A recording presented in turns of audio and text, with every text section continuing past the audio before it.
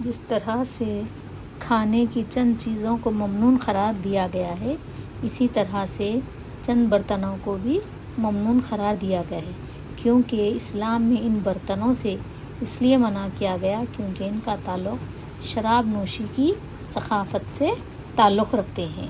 السلام علیکم عزیز ناظرین، آج ہم بات کریں گے 4 ایسے برتنوں کے بارے میں جو حضور صلی اللہ علیہ وسلم نے منع فرمایا تھا۔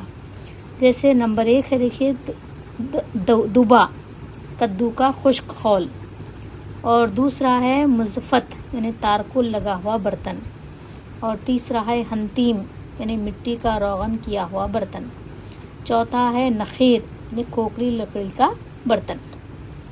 ان 4 برتنوں کو ممنوع قرار دیا گیا ہے۔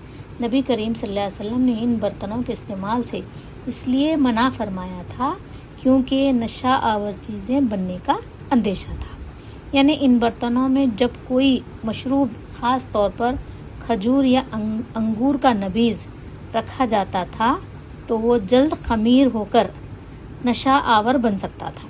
اس زمانے میں لوگ ان برتنوں میں نبیذ بناتے تھے جو بعد میں شراب کی شکل اختیار کر لیتا تھا۔ خمیر ہونے کا جلد اثر یہ ہے کہ یہ برتن ایسے تھے جن میں مشروب جلد خراب یا نشہ آور ہو جاتے تھے اور اس کی پہچان بھی مشکل ہو جاتی تھی۔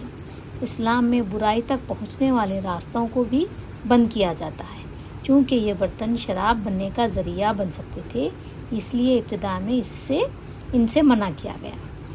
پھر بعد میں حکم ہوا، نبی کریم صلی اللہ علیہ وسلم نے اجازت دے دی کہ ان برتنوں کو استعمال کیا جا سکتا ہے، بشرط یہ کہ اس میں نشہ آور چیز نہ بنائی جائے۔ یعنی اصل ممانعت برتنوں کی نہیں تھی بلکہ نشہ آور چیز یعنی شراب سے بچانا مقصد تھا۔ قصہ مختصراً یہ ہے کہ ان برتنوں سے منع کرنے کا مقصد شراب سے بچاؤ تھا۔ یہ ایک وقتی اور احتیاطی حکم تھا، بعد میں شرط کے ساتھ اجازت دے دی گئی۔ اگر آپ چاہیں تو ہم اس کو ممنوع نہیں سمجھیں اور احتیاط کر لیں۔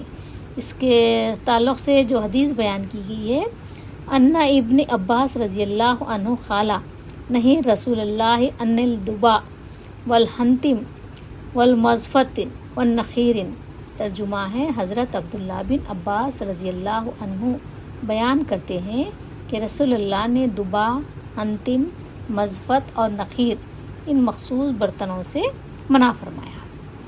ایک اور حدیث میں یہ بھی صحیح مسلم ہی میں سے ہے، کنت نہیتکم عن نبیذ فی ھذل الاوعیۃ فاشربوا فی کل انواع ولا تشربوا مسکرا۔ اس کا ترجمہ ہے، میں نے تمہیں ان برتنوں میں نبیذ بنانے سے منع کیا تھا، اب تم ہر برتن میں پی سکتے ہو لیکن کوئی نشہ آور چیز نہ پیو۔ یعنی پہلی حدیث میں ابتدائی ممانعت بیان ہوئی، دوسری حدیث میں بعد کی اجازت دی گئی، تو اصل مقصد نشہ آور چیز سے بچانا ہے۔ یہ ویڈیو غالباً آپ کو پسند آئی ہوگی، اس کو آپ زیادہ سے زیادہ شیئر کیجئے تاکہ لوگ بھی اس مستفید ہو سکیں اور احتیاط برت سکیں۔ لائک کیجئے، شیئر کیجئے، اور جو لوگ ابھی تک سبسکرائب نہیں کیے ہیں، ثواب جاریہ کے طور پہ اس کو سبسکرائب بھی کیجئے۔ اللہ حافظ۔